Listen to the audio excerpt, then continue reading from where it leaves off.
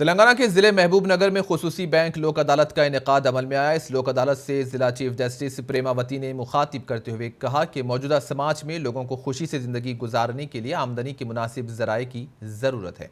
अगर आमदनी के जराए दस्तियाब नहीं हैं तो ऐसी सूरत हाल में अपनी जरूरियात पूरी करने के लिए बैंक से कर्ज लेना पड़ता है। हुकूमतें और बैंकर्स लोगों के माली हालात का जायजा लेने के बाद मुश्किल वक्त में उनकी मदद के लिए कर्ज की सहूलियात फराहम करती हैं।